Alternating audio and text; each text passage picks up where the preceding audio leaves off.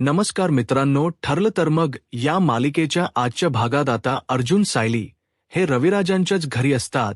रविराज आता खूप जास्त हतबल झालेले असतात, कारण त्यांना जे काही झालेलं असतं ना, त्या सगळ्याचा खूप जास्त त्रास होत असतो.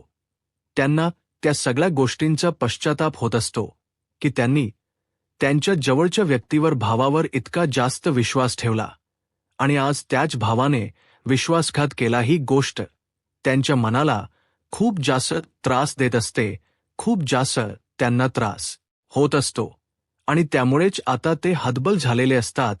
आणि तेव्हाच आता इकडे अर्जुन सायली त्यांना समजवायचा प्रयत्न करत असतात. अर्जुन सायली त्यांना म्हणत असतात की ज्या काही गोष्टी झाल्या आहेत त्या आता विसरून जायला हव्यात. तुम्ही यामध्येच अडकून राहिलात ना, तर या सगळ्याचा खूप जास्त त्रास होऊ शकतो, असं देखील आता म्हटलं जातं.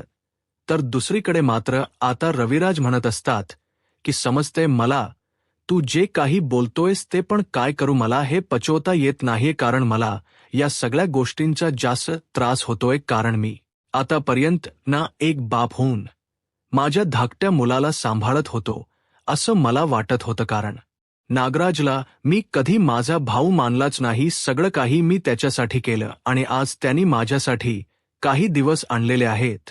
तेवढ्यातच ना अर्जुनचा फोन वाजतो. अर्जुनच्या फोनवर प्रताप यांचा कॉल आलेला असतो. प्रताप आता अर्जुनला विचारत असतात की अरे तुम्ही दोघं कुठे राहिलात.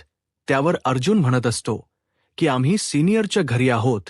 तर सुमन ठीक आहे ना, काही प्रॉब्लेम तर नाही ना. तर अर्जुन म्हणतो की हो सुमन काकू ठीक आहे, नका काळजी करू, आम्ही येतोच आहोत थोड्या वेळात, असं देखील अर्जुन आता प्रताप यांना सांगू लागतो. त्यांना थोडासा धीर देतो, कारण ते ना काळजी करत होते ना, म्हणून त्यांना फोनवर तो धीर देऊ लागतो. तर दुसरीकडे मात्र आता पाहायला मिळत असतं की प्रताप हे फोन वगैरे ठेवतात आणि या सगळ्या काही गोष्टींना आता सांगू लागतात. जेव्हा या सगळ्या गोष्टी सांगतात ना, तेव्हा आता कल्पना म्हणत असते की येतायत ना दोघजण, चला बरं झालं दोघजण येताय ते. तर दुसरीकडे आता अर्जुन सायलीला म्हणत असतो की मी घरी सांगितलं आहे की आपण इथे आहोत. मग सायली म्हणते इथे काय घडलंही तर नाही ना सांगितलं तुम्ही. तर मग आता अर्जुन म्हणतो की नाही, आतापासून जर मीत यांना सांगितलं तर दोघेही जण विचार करतील, मग परत त्यांना त्रास होईल, म्हणून मी सांगितलं नाही. पण मला असं वाटतं ना की आपण आहे ना सगळ्यांनाच घेऊन आपल्या घरी जायला हवं, कारण इकडची अवस्था बघून ना मला वाटत नाहीये की ह्यांना आपण इथे ठेवणं बरोबर आहे. असं देखील आता इकडे असणारी ही सायली बोलत असते. त्यावर अर्जुनला सुद्धा हे म्हणणं पडतं. अर्जुनही आता सायलीला म्हणत असतो की हो बरोबर आहे, तू बोलतेस ते, त्यापेक्षा आपण काम करूया, ह्यांना आपल्या घरी घेऊन जाऊया. मग आता अर्जुन आणि सायली रविराजांकडे जातात आणि रविराजांना म्हणतात की आपल्याला आता निघायला हवं. त्यावर रविराजांना ते सांगत असतात की तुम्हाला आम्ही इथे नाही ठेवणार आहोत, कारण इथे तुम्ही थांबलात का पुन्हा त्या सगळ्या गोष्टींचा त्रास होणार आणि आता आम्ही घरी गेल्यावर सुद्धा आम्हाला प्रश्न विचारणार, एवढ्या वेळ कुठे होतात, काय होतात. मग आम्ही जेव्हा खरं सांगू ना, तेव्हा अख्खं घर ही आपलं अस्वस्थ असणार. त्यापेक्षा जर आपण एकत्र राहिलं तर सगळ्याच गोष्टी कशा सुटतील ना आरामात. म्हणून मला असं वाटतं की आपण एकत्र राहूया तिथे, चला. आणि तसंही आज तुम्ही इकडे राहूच नका, कारण हाला या सगळ्या गोष्टींचा जास्त त्रास होईल, असं देखील आता सायली सांगू लागते. मग आता सुमनही म्हणते की हो भाऊजी बरोबर आहे, कारण मी जर आमच्या रूममध्ये थांबली ना तर मला जास्त त्रास होईल, कारण ह्यांच्या रूममध्ये जास्त वावर असायचा आणि मग ती रूम ना मला जास्त त्रास देईल. रूम अक्षरशः मला खाऊन टाकेल आणि त्यामुळेच ना मला ह्या सगळ्या गोष्टी नको आहेत, असं देखील आता म्हटलं जातं. मग आता अर्जुन सायली यासोबत रविराज, सुमन आणि प्रतिमा यायला तयार होतात. त्यामुळे आता अर्जुन सायलींना जरा बरं वाटत असतं, कारण त्यांना असं वाटत असतं की ह्यांना इथे एक सोडून सुद्धा चालणार नाही ना, कारण जर ह्यांना सोबत नेलं तरच बरं आहे, असाही विचार ना आता ते करत असतात. म्हणूनच आता अक्षरशः रविराजांच्या हाताला सायली धरते. तर सुमनच्या खांद्यावर हात ठेवून सुमनला अर्जुन घरी घेऊन जाण्यासाठी मदत करत असतो. या सगळ्या गोष्टी जेव्हा आता होत असतात, तर दुसरीकडे मात्र आता वाट बघत असते. प्रिया म्हणत असते की ही दोघेजण कधी घरी येतात ना ते बघते, मग त्यानंतरच मी आत मध्ये रूममध्ये झोपायला जाईल. कारण हे लोक कधी येतील काय माहिती आणि काय घेऊन येतात सोबत. खरंच ना क्षण आलेलं होतं. इथे असणाऱ्या या प्रियाला आता सगळी जण वाट बघत असतात आणि तेवढ्यातच ना कल्पना ही बघू लागते दारावर. तर प्रतिमा तिथे आलेली असते. त्याचसोबत सुमन या सगळ्याच जणी आलेल्या असतात आणि त्यांच्या चेहऱ्यावरचा असं दुखोटा बघून त्यांच्या कुठेतरी लक्षात येत असतं की काहीतरी घडलेलं आहे आणि ही लोक आलीत म्हणून सगळी जण खूप जास्त खुश असतात. पण त्यानंतर मात्र या सगळ्या गोष्टी जेव्हा घडत असतात ना, तेव्हा मात्र आता खूप जास्त त्रास होत असतो. समोर जेव्हा बघितलं जातं तेव्हा मात्र यांच्या चेहऱ्यावरचे रंग बघूनच समजून जातं की नक्कीच काहीतरी गडबड आहे. पण नेमकं काय झालंय हे तर जाणून घ्यायला व असाच विचारणा आता सुरू असतो. विचारलं जातं की काय झालं आहे, नेमकं काय घडत आहे. त्यावेळेला आता अर्जुन सांगू लागतो की तर 22 वर्षापूर्वी जो अपघात झाला होता त्याचा खरा सूत्रधार, खरा मास्टरमाइंड सापडला आहे. तर इकडे असणारी ही प्रिया तर आता पाहतच राहते. प्रियाला लक्षात येतं की नक्कीच काहीतरी झालेलं आहे, जेणेकरून ह्यांच्या हाती कोणता तरी मोठा क्लू लागलेला आहे.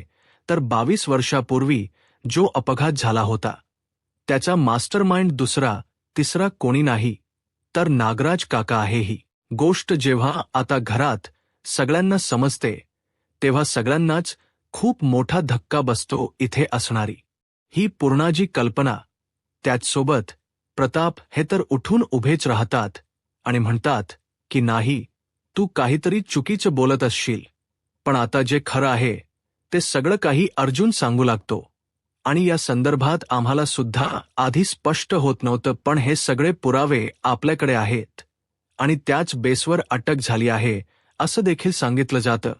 मग आता इथे असणारे रविराजही म्हणतात की बघितलंस ना, जेवढे दिवस मी माझ्या भावावर विश्वास ठेवला तो कुठेतरी अपयशी ठरला. दुसरीकडे प्रियाला भीती वाटत असते. तर इकडे आता जे रविराज असतात ना, ते आपलं मन हलकं करत असतात. कारण नागराजने त्यांना फसवलेलं आहे. नागराजने त्यांच्यासोबत मोठा धोका केलेला आहे आणि त्यामुळे त्यांना आता खूप जास्त त्रास होत होता. त्यांना ह्या सगळ्या वेदनांना आता सहन होत नव्हत्या आणि म्हणूनच आता ते ठरवत होते की काही झालं तरी सुद्धा ह्याच्यातून बाहेर यायचं. पण सारखं त्याच गोष्टी जर येत राहिल्या तर आता त्यांच बाहेर येणं ही लवकर मुश्किल नव्हतं. पण ते आता मनातून खूप जास्त तुटलेले होते.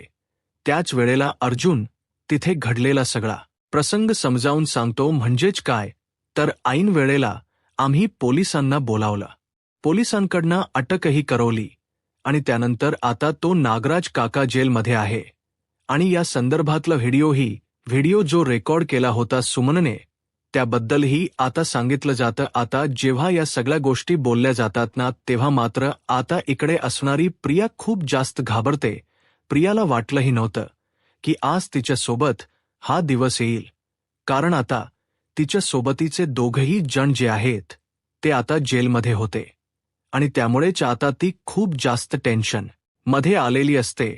दुसरीकडे मात्र आता पाहायला मिळतं नागराज काकाने हे जे काही केले आहे त्यावर मात्र विश्वासच बसत नव्हता.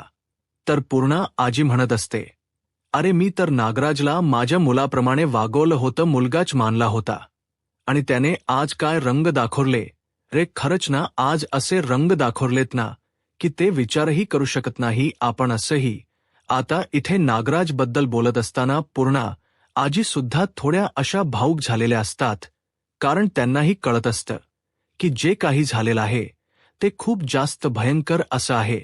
आणि त्यावर आता प्रतिमाही म्हणत असते की मीही तर नागराजला मी जेव्हापासून लग्न करून आले तेव्हापासून धाकटा भाऊ मानला, पण आज याच धाकट्या भावाने काय गुण दाखवले खरंच ना, आमच्या अक्षरशः जीवावर उठला होता.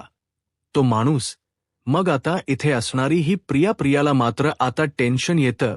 प्रिया विचार करते की माझ्या आयुष्यात हे काय चालू आहे, म्हणजे या दोघांना पण अटक झाली आहे आणि मी आता एकटी बाहेर आहे.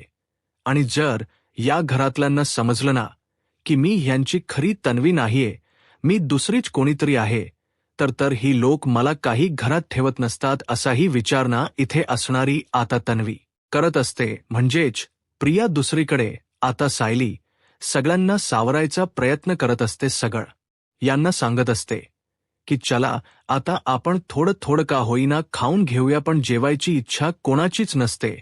कारण आता जे काही सत्य समजलेलं असतं त्यानंतर आता सगळ्यांचीच जेवायची इच्छा मरून गेलेली असते. त्यामुळे जेवण कुणालाच नको असतं. पण सायली म्हणते की असं कसं चालणार आहे, तुम्ही जर सगळ्यांनीच मिळून असं केलं तर नाही चालणार. थोडंसं तरी खाऊन घ्या, असं करू नका, कारण आपल्या पोटासाठी थोडंसं तरी खायला हवं. अर्जुनही आता म्हणू लागतो की नागराज काकाला शिक्षा होणार आहे, त्यासाठी आपण स्वतःचे का हाल करून घ्यायचे नाही. आम्ही कोणाचंही ऐकणार नाहीये. प्रत्येकाने थोड का होई ना खायला हवं असं देखील आता इकडे असणारा अर्जुनही सांगू लागतो. तर दुसरीकडे कोणताही संवाद करायला आवडत नाही. तसंच आता या भावाने सुद्धा, माझ्या सख्या या भावाने सुद्धा मला फसवले. कारण मला असं वाटत होतं की निदान तो तरी मला असा विश्वासघात करणार नाही माझा, पण त्यानेही माझा इतका मोठा विश्वासघात केला ना की आज ना मला इतका त्रास होतोय ना की मी शब्दात नाही सांगू शकत. आता सगळे जण रविराजांना सांगत असतात की कळतोय आम्हाला तुमचा त्रास कळतोय, कारण तुम्हाला जो त्रास होतोय तो आम्ही समजू शकतो. कारण आधी तन्वीने दिलेली ठोकर आणि त्यानंतर आता स्वतः सख्या भावाने फसवलेली ही सगळी गोष्ट ना आता त्यांच या जिवारी जास्त लागलेली असते. आणि त्यामुळेच ना आता ते या सगळ्या गोष्टीचा त्रास करून घेतात. त्यामुळेच ते म्हणतात की मला काही जेवण वगैरे नकोय, आणि 2 शब्द ते बोलतात आणि तिकडून ते निघून जातात आणि स्वतः तर निघून जातात.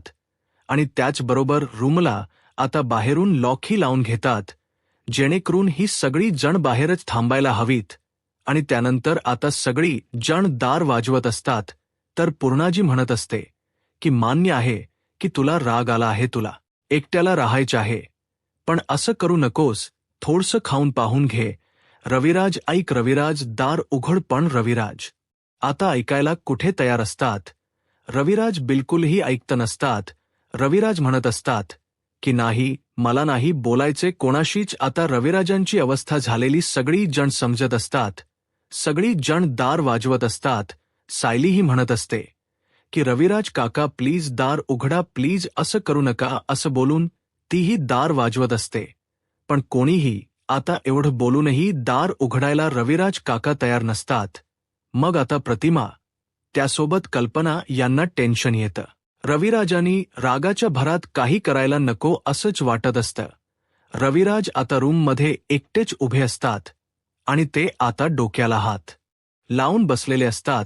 कारण ज्या काही गोष्टी झाल्या आहेत ना त्यांचा त्यांना त्रास होत असतो. आता सायली तिकडं निघून गेलेली असते. सायलीने जेवणाच ताट वगैरे तयार करायला घेतलेलं असतं, कारण तिला असं वाटत असतं की आता तीच काहीतरी करेल आणि तेव्हाच तर रविराज काका दार उघडतील. त्यामुळे आता सायली तिथे जाते आणि सायली दारावर जाऊन बाबा तुम्ही आता असं करणार आहात का, बाबा दार उघडा, असं जेव्हा आता सायली मायन बाबा हाक मारत रविराजांना बोलते, तेव्हा रविराज शेवटी दार उघडतातच. कारण शेवटी जी मुलगी आहे तिची हाक बाबांच्या हृदयापर्यंत पोहोचलेली होती. रविराज आता दार उघडतात. डोळ्यांमध्ये अश्रू असतात आणि ते एकटक सायलीकडे पाहत असतात. सायली जेवणाच ताट घेऊन दारामध्ये उभी असते आणि बाकी सगळी जण सायलीच्या मागे उभे असतात. आता बाकी सगळी जण मागे उभे राहतात. तर सायली ही रविराजांच्या रूममध्ये सुजाते आणि रविराजांना सावरायचा प्रयत्न करत असते. ती म्हणत असते की बाबा तुम्ही असं का केलं, का म्हणून स्वतःला त्रास करून घेताय, नका त्रास करून घेऊया, इथे बसा बरं, आता मी तुमचं काही ऐकणार नाहीये, थोडं का होई ना तुम्हाला खावंच लागणार आहे. असं देखील आता सायली बोलत असते. सायली जेव्हा या सगळ्या गोष्टी बोलते तेव्हा रविराज शांतपणे तिथे असणाऱ्या बेडवर बसतात आणि सायली आता रविराजांना सांगत असते की बघा बाबा, मी तुमची मुलगी आहे. तुम्हीच मला म्हटलं होतं ना, मग आज हीच मुलगी तुमच्या पाठीशी उभी. मी तुम्हाला कधीही असं एकटं पडू देणार नाहीये. मी कायमच तुमच्या सोबत राहीन, तुमची साथ देईन, असं देखील आता सायली रविराजांना सांगत असते. त्यामुळे रविराजांना खूप जास्त भरून आलेलं असतं आणि ते आता सायलीकडे एकटक पाहत असतात.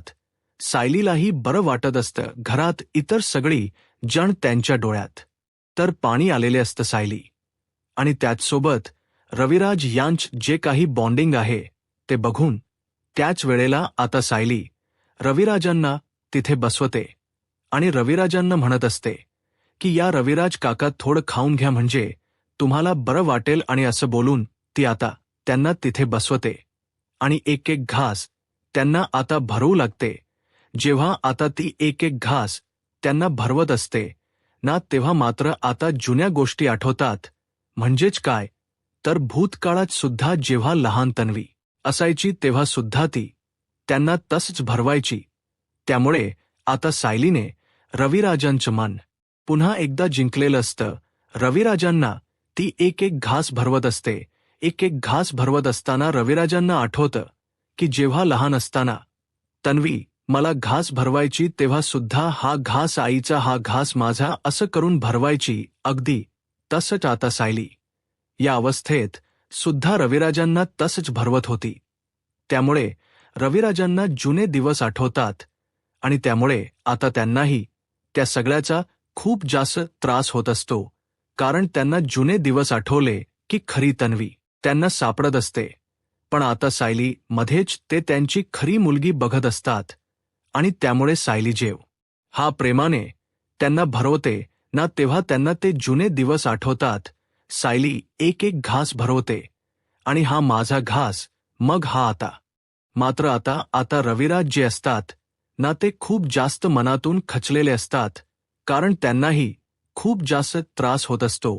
कारण त्यांनी या सगळ्याची अपेक्षाही केली नव्हती. तो दिवस त्यांना आज बघायला लागत होता आणि त्यामुळे ना त्यांचं मन कुठेतरी त्यांना जास्त खात होतं.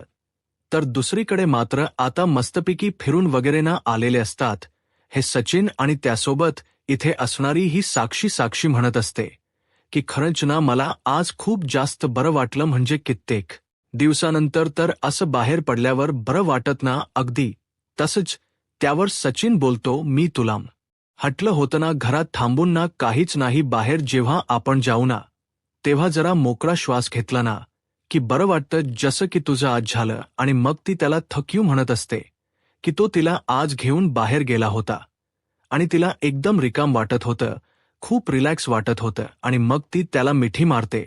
त्यानंतर तो म्हणतो की चल आता मी जरा फ्रेश होऊन येतो. आणि असं बोलून तो आता फ्रेश होण्यासाठी म्हणून चाललेला असतो. मग तो जेव्हा आतमध्ये जातो तेव्हा असंच मोबाईल बघत ना तिकडे आता साक्षी बसलेली असते. साक्षी जेव्हा मोबाईल घेऊन बसते तेव्हा साक्षीच्या समोर एक व्हिडिओ येतो ज्यामध्ये दाखवलं जातं की नागराजला अटक झाली आहे.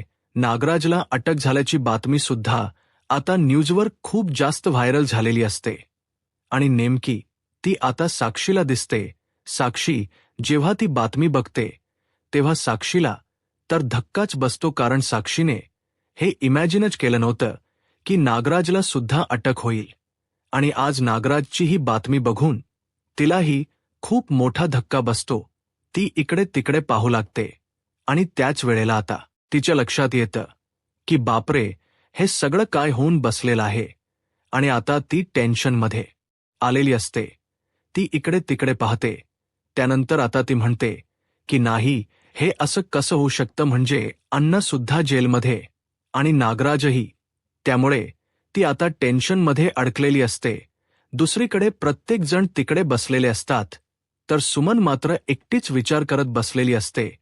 तेवढे तर सायली तिथे जाते आणि सायली सुमन काकूंना आधार देते असते. सुमन काकू म्हणत असतात की नाही सायली, मला ना एक एक दिवस आठवले ना की प्रत्येक दिवसाच्या ना खूप जास्त त्रास होतो. मी तुला काय सांगू, कसं सांगू, खरंच ना मला काहीच कळत नाहीये काय झालंय सुमन काकूत. याच वेळेला जुन्या भूतकाळातील गोष्टी आता सुमनला आठवत असतात. सुमन म्हणत असते की हे ना मला प्रत्येक वेळेला म्हणायचे, म्हणजे ते मला सांगायचे की मी हे करीन ते करीन, मग असा बिझनेस करेन तसा बिझनेस करीन. मग मला कुठेतरी वाटायचं की नाही, खरंच ते खूप जास्त प्रयत्न करतायत, मी त्यांच्या सपोर्टने उभं राहायला हो म्हणून इतकी वर्ष मी त्यांना साथ दिली. पण आज त्यांनी मला खरे रंग दाखवले, म्हणजे मी विचारही केला नव्हता की ते माझ्यासोबत असं काहीत वागतील. पण आज त्यांनी माझ्यासोबत प्रतिमाचा घास असं करून त्यांना एक एक घास भरवत असते. तर इकडे अर्जुन, प्रतिमा, त्या सगळेच जण सायली आणि त्यासोबत रविराजांचं हे बॉन्डिंग बघून त्यांच्या डोळ्यात अक्षरशः पाणी आलेलं असतं. तर दुसरीकडे आता आपल्याला पाहायला मिळतं सायलीमुळे का होईना रविराज काका आता जेवलेले असतात आणि त्यामुळे आता आता सगळे जण खुश असतात. तर पुढील भागामध्ये पाहायला मिळत असतं की नागराज आणि महिप्त समोरासमोर जेलमध्ये असतात. तर महिप्त हा नागराजला मुद्दामून चिडवत असतो की शेवटी तुझ्या बायकोने तुझा घात केला, बायको बघितलं का कशी असते, ते असं बोलून तो मुद्दामून त्याला चिडवत असतो. आणि यानंतर रविराजांनी काही फाईल्स ज्या आहेत जुन्या त्या सुद्धा आता काढायला घेतलेल्या असतात. कारण रविराजांना सुद्धा असं वाटत असतं की आता कोणावरही विश्वास ठेवायचा नाही, प्रत्येक गोष्टीचा नव्याने अभ्यास करायचा. आणि त्याच वेळेला आता त्यांनी फाईल्स हातात घेतलेल्या असतात. म्हणूनच अर्जुनला थोडा प्रश्न पडलेला असतो की नेमकं सिनियरचं चाललंय तरी काय, म्हणून तो विचारायला सुद्धा जातो. त्यावेळेला रविराज म्हणतात की आता शांत बसायचं नाही, प्रत्येक गोष्टीचा पॉइंट शोधून काढायचा, एकूण एकाचा अभ्यास करायचा असं देखील सांगितलेलं असतं. मग आता अर्जुन म्हणतो की आज कोर्टात सुनावणी आहे, आजच नागराज काकाला शिक्षा होणार आहे, त्यामुळे कोर्टात तर जावंच लागणार आहे, असं देखील आता अर्जुन रविराजांना बोलत असतो. तर दुसरीकडे मात्र आता या सगळ्या गोष्टीचं टेन्शन नागराजला आलेलं असतं. कारण नागराजला महिप्त चिडवत असतो, त्यामुळे आता नागराज महिप्तकडे रागाने पाहतो.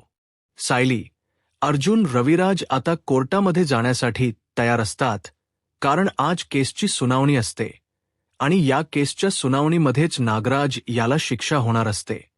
आणि त्यामुळेच आता नागराजला नेमकी काय शिक्षा होते, आता पुढे काय होईल, हे पाहायला आत्ताच माझा महाराष्ट्र या यूट्यूब चॅनलला सबस्क्राईब करा. धन्यवाद.